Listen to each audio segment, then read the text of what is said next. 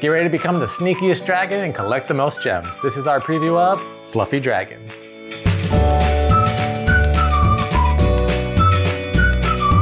Fluffy Dragons is a betting bluffing game about placing your dragons on locations and collecting gems from other players.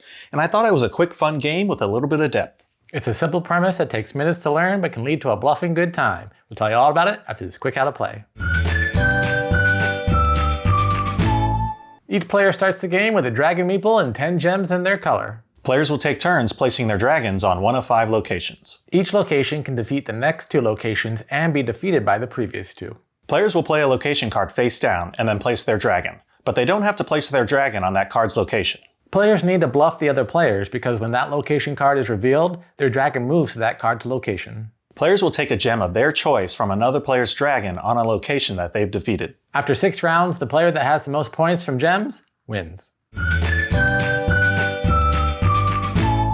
We were sent a copy of Fluffy Dragons from the publisher so that we could do this preview video. If you'd like to find out more information or to back the upcoming Kickstarter, check out our link in the description below. Fluffy Dragons is a cute bluffing game that actually has a lot of bluffing to it, because how it works is on your turn you have cards and you're going to play the card's location, but you play it face down and you don't have to necessarily go to that location when you first place your dragon. So the other players will think, did Kenny really go to that location or did he go to a different one? And they can bet on your card whether or not they think you're bluffing or not. Plus you want to bluff to make them think that you aren't bluffing so that they don't put a gem on yours, because you also get points that way. And then after everyone places their dragon, you reveal your cards and go to your actual location. And the actual location of your card is where you determine who defeated who. And that's where it comes in, whatever space you're on defeats the next 2 and the previous 2 defeat yours. So if there are dragons in front of you, you can take a gem from one of them and you can take their gem, another color gem that they've gotten throughout the game, one of the black gems that they got throughout the game. So there's lots of ways to get gems and score lots of points. And there's lots of reasons to bluff. And I like that in bluffing games when there's reasons to bluff. A lot of bluffing games will be like,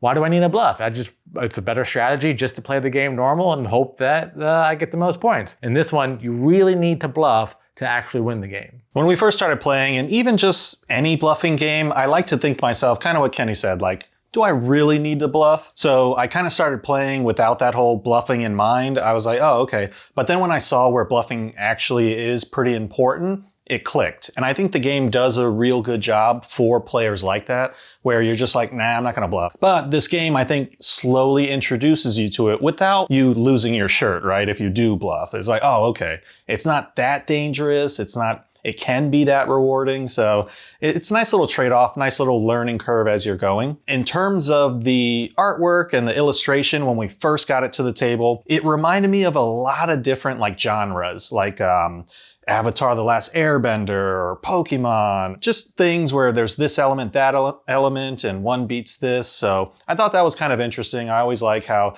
light beats darkness and water beats fire, but fire beats this. I wouldn't call it nostalgia, but just familiarity of like this beats that, rock, paper, scissors. It's easy to learn and easy to understand. You're like, okay, these beat this. All right, I'm good. The basic mechanics of the gameplay are very simple to understand and you can learn it really quickly. You place your dragon on a location and the 2 spots in front of that dragon and behind that dragon either defeat or get defeated by that location. And if you defeat the dragon, you get the gem. Very easy. And then the rest of it is all bluffing. That's why I was saying earlier that there's so much bluffing involved in this game. You really have to bluff to make it into something, because you can play the game and you can score lots of points, but if you're not bluffing, you're not getting those extra advantages to get points from someone, because you can get gems if you actually do bluff and people don't call you out on it and you flip it over, you'll get gems that way. So you can get points by bluffing, but being so good at hiding your tell that they don't think that you're bluffing, and then you'll get gems. And if there's some times when you bluff and you get called out and you lose some points,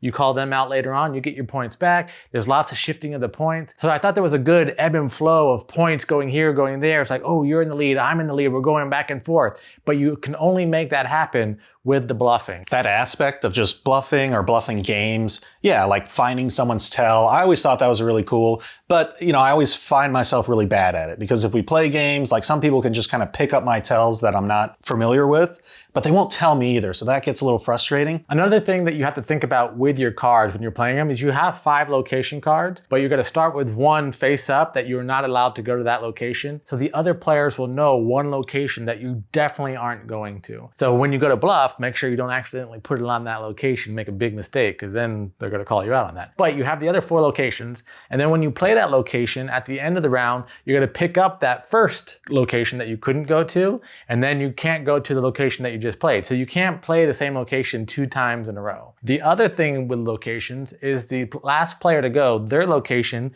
is where the black gem is going to go. And the black gems are worth the most points in the game, so everyone's going to be going after those black gems. But just because you maybe can't get it on a location, maybe someone timed it right so that they forced it so that you can't go to that location when it's your turn, if you bluff or if you defeat them in the normal dragon mechanics, then you can steal the black gem from them. So I like all the different aspects that go into this of making you want to bluff so that you can get those gems, so that you're never outmaneuvered while you're playing, and you can always come back and be like, oh, you thought you had all those points from those gems? Haha, I gotcha. I like how the first playthrough, you kind of learn everything, but more on a curve, like as you start understanding. So in the beginning, it's like, okay, collect gems. And then it's like, okay, you can collect sets of gems, and then you can do this. And when they do that, like you learn the strategy more and more as the rounds go. It's somewhat intuitive learning with this. I like how they did that. The thing that I really like about this game is that you don't have to bluff to enjoy the game. And I know I just went about 6 minutes of explaining how much I like that you have to bluff to play this game, but I also like that if you're a young kid playing who maybe isn't bluffing that much, or you're the type of people like sometimes me when I'm playing certain games, I'm like, I don't really want to bluff, let's just see how we can play. You can play this game and always tell the truth. You may not win or you may not have the most points, but you'll still be competitive because other people may be guessing that you're bluffing, and you'll be able to get the gems from them because they guessed wrong. Or you'll defeat them just because you're playing honestly and you're going after those black gems, and you can defeat them based on who's in front of you. So you can play this game without bluffing and still enjoy it. What did you not like about the game? I think the thing I didn't like, and I talk about it sometimes with games, is I like being able to jump into the game or be immersed in it, right? In this one, I didn't feel like a dragon. I didn't feel like, Earth, Earth beats air, or, air beats lightning. I didn't feel that. So it was just like, oh, okay. Like, yeah, I get it. Bet, water beats fire. Okay, give me a gem. I think that the black gems are a little overpowered. Every time someone was able to steal, that's immediately what they're going for. Lee's the only one with black gems. I wonder who I'm gonna steal from. So I think that they need to really work out the weight of the scores of the gems. I mean, it's still a lot of fun, and that's a minor thing that they could definitely fix right away, and then you don't have to change anything else. But I do think that that needs a little bit of tweaking before the final version.